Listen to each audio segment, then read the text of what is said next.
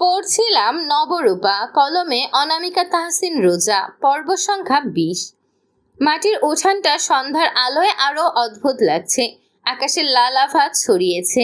মাগরিবের আজান শেষ হয়েছে একটু আগে। হালকা বাতাসের শুকনো পাতা সরে সরে শব্দ করছে। নিহারিকা ইরফানের হাত শক্ত করে ধরে রেখেছে। লোকটা এখনো অর্ধেক অবিশ্বাসে, অর্ধেক বিরক্তিতে। নিহারিকার কথা শুনে তার রীতিমতো বিরক্তই লেগেছে। এসব উদ্ভট কথাবার্তা কেন সত্যি হবে? গত 8 মাস ধরে তার সাথে যা ঘটেছে তা নিহারিকা কিভাবে জানলো? শুধু ওই ডায়েরির মাধ্যমেই? ইরফান ভ্রুকুচকে তাকিয়ে রয়েছে সামনে স্তব্ধ অদ্ভুত ভঙ্গিতে থাকা মাটির বাড়িটির দিকে।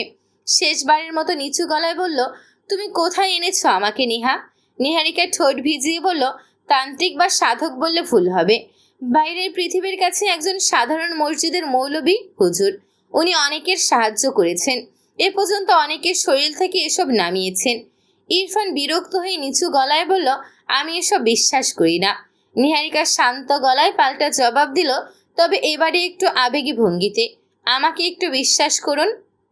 আর তাছাড়া জিন, কালো জাদু এসবে বিশ্বাস তো করতেই হবে মিস্টার কবির।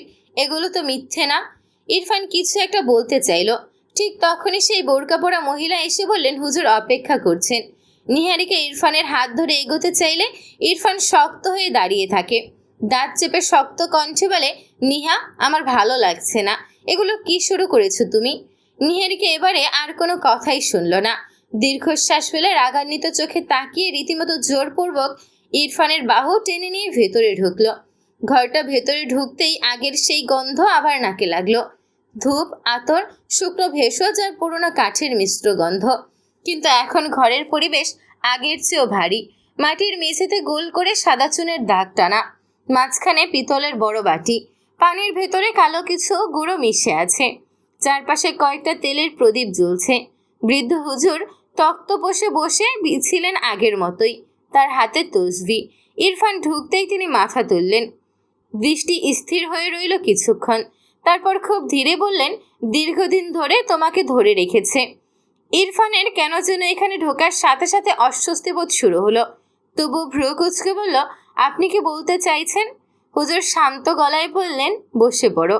ইরফান দ্বিধা করল। নিহারিকার চোখ গরম করে তাকালে শেষ পর্যন্ত বসে পড়ল চুনের গোল বৃত্তের মাঝখানে। নিহারিকাকে ইশারা করে হুজুর বললেন, তুমি বাইরে বসো আম্মাজান, দোয়া পড়তে থাকো, আল্লাহর জিকির করতে থাকো। ভেতরে যা হবে তার সময় কেউ যেন ব্যাঘাত না ঘটায়। নিহারিকার বুক কেঁপে উঠল। একবার ইরফানের দিকে সন্ধিহান দৃষ্টিতে তাকালে নিহারিকা অবাক হয়ে লক্ষ্য করল ইরফানের চোখের মনি বড় হয়ে আসছে, কিন্তু কেমন যেন অদ্ভুত আবেশে, অদ্ভুত কামনায় তাকিয়ে রয়েছে নিহারিকার দিকে। নিহারিকার মনে হলো ইরফানের চোখ দুটো বলছে, আমি এখানে থাকবো না, নিয়ে যাও আমায়। কিন্তু তার থেকে অদ্ভুত বিষয়, এই চোখ ইরফানের মনে হচ্ছে না। নিহারিকা শুকনো ঢোক গিলে আর কিছু বলতে পারল না। দ্রুত বাইরে এসে বারান্দার মাটিতে বসে পড়ল।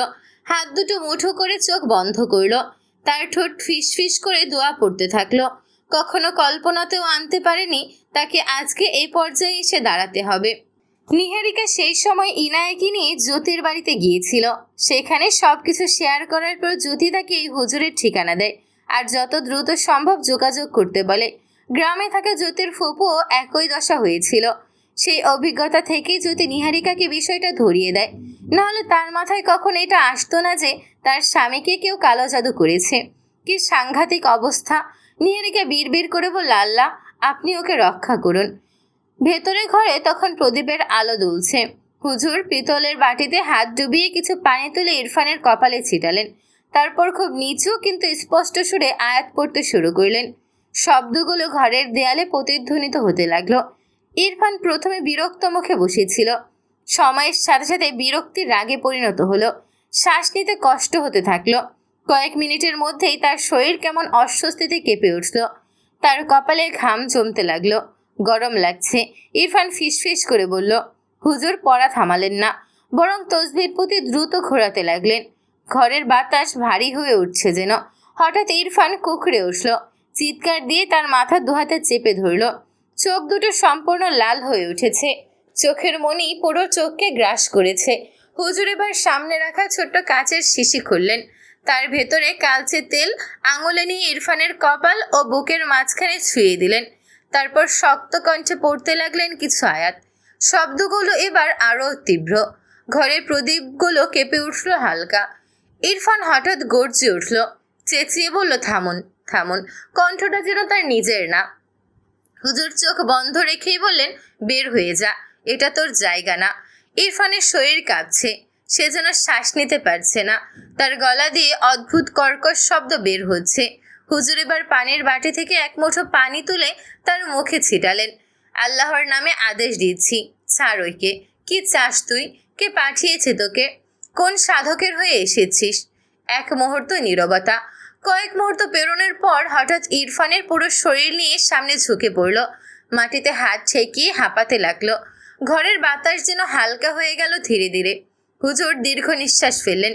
তিনি আবার কিছু আয়াত পড়ে পানিতে ফু দিলেন। সেই পানি ইরফানের মাথায় ঢেলে দিলেন। ইরফান এবার নিস্তেজ হয়ে বসে রইল, চোখ বন্ধ, শ্বাস ধীর।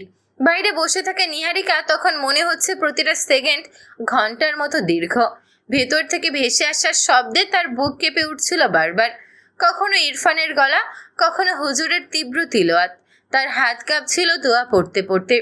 তার চোখ বেয়ে পানি গড়িয়ে পড়ছিল। হঠাৎ ভেতরের শব্দ থেমে গেল। পুরো জায়গা নিস্তব্ধ। নিহারিকার বুক ধক করে উঠল। ঠিক তখনই টিনের দরজাটা ধীরে খুলে গেল। বোরখা পরা মহিলা দাঁড়িয়ে বললেন, ভেতরে যান। নিহারিকা কাঁপা পায়ে উঠে দাঁড়ালো। ঘরের ভেতরে ঢুকতেই সে দেখল ইরফান মাটিতে বসে আছে, মাথা নিচু।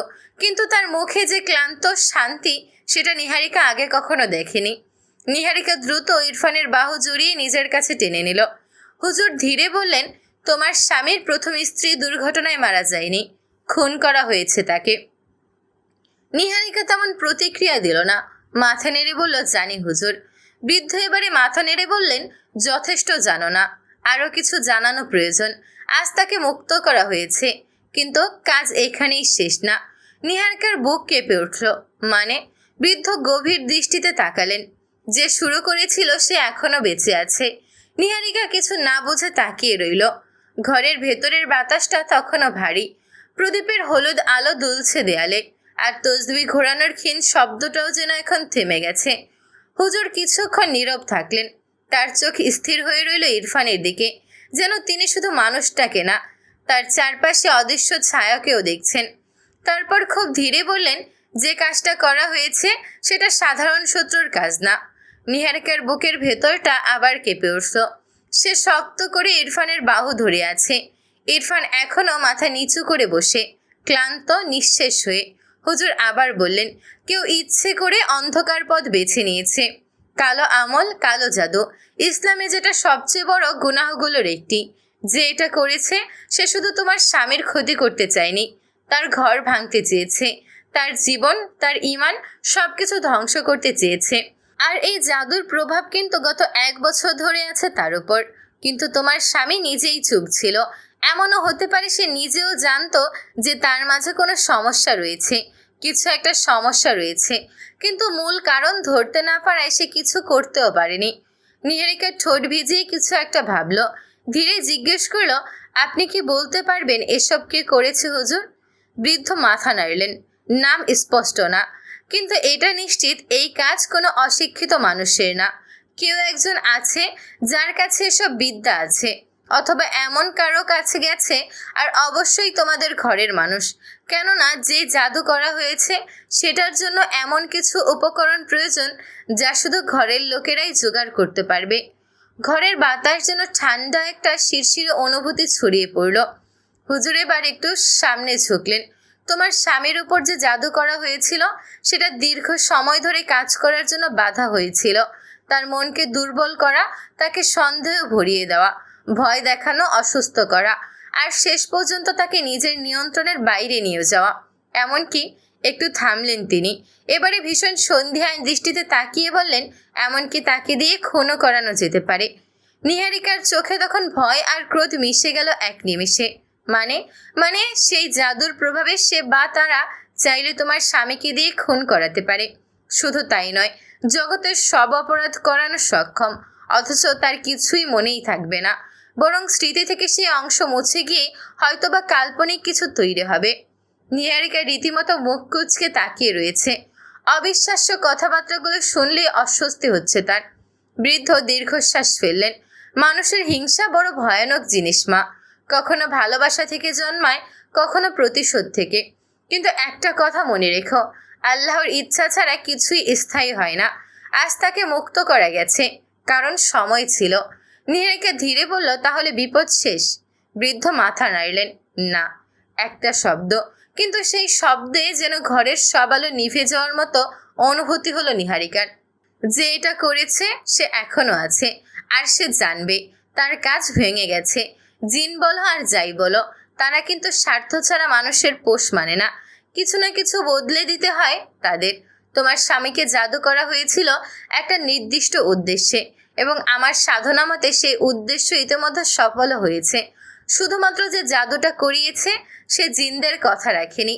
পারিশ্রমিক হিসেবে যেই পাওনা ছিল তা পরিশোধ করেনি বিধায় এখন ইরফান কবির এমন অবস্থায়। এমনকি আর কিছুদিন দেরি হলে হয়তো ইরফানের রুহটাই তারা নিয়ে যেতে পারে। নিহারিকার আঙুল শক্ত হয়ে গেল ইরফানের হাতে। আজকে উঠল মেয়েটা। তাহলে? হুজুর এবার গম্ভীর গলায় বললেন, তাকে খুঁজে বের করতে হবে। নিহারিকা ভ্রু কুঁচকাল। খুঁজে বের করে? তার সামনে সত্য তুলে ধরতে হবে। তাকে দিয়ে অসম্পূর্ণ কাজটা সম্পূর্ণ করাতে হবে। জানতে হবে কাজের বিনিময়ে সে জিনদের কি দেবে বলে প্রতিজ্ঞা করেছিল। সেই পারিশ্রমিক মেটাতে হবে জলদি। ইসলামে এসব জাদু, তাবিজ, জিন দিয়ে ক্ষতি করা সবই হারাম। এটা শিরকের কাছাকাছি পাপ। যে করেছে সে নিজের আত্মাকেই অন্ধকারে বিক্রি করেছে। বৃদ্ধের চোখ কঠিন হয়ে উঠল। তাকে এখানে আনতে হবে। নিহারিকা অবাক হয়ে তাকালো। এখানে? হ্যাঁ, তার শুদ্ধতা প্রয়োজন। তিনি সামনে রাখা কোরআনের দিকে ইশারা করলেন।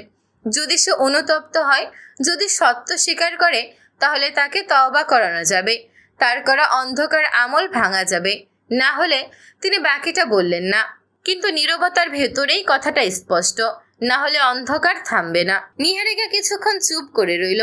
তার মাথায় তখন অনেক মুখ ভেসে উঠেছে। তামান্না, অদ্ভুত ডায়েরির লেখা, তাহিয়ার রহস্যময় মৃত্যু। সে খুব ধীরে বলল, যদি সে না আসে? হুজুর তাকালেন তার চোখে। তাহলে সময়ের সাথে সাথে হয় তোমার স্বামী মানসিক ভারসাম্যহীন হবে, আর নইলে মারা যাবে। নিহারিকা চোখ খিচে বন্ধ করে শুকনো ঢোক গিলল। ঠোঁট ভিজিয়ে শ্বাস ফেলল আবারও। তিনি ছোট একটা কাপড়ে মোড়া জিনিস এগিয়ে দিলেন। এটা ঘরে রাখবে। কোরআন পড়বে নিয়মিত, আর স্বামীকে নামাজে দাঁড় করাবে। আল্লাহর ঘর যত শক্ত হবে, অন্ধকার তত দূরে থাকবে। নিহারিকা কাপড়টা হাতে নিল। তার চোখে তখন আর ভয় নেই, বরং ধীরে ধীরে জন্ম নিচ্ছে দৃঢ়তা। সে নিচু গলায় বলল, আমি তাকে খুঁজে বের করে এনে দেব হুজুর।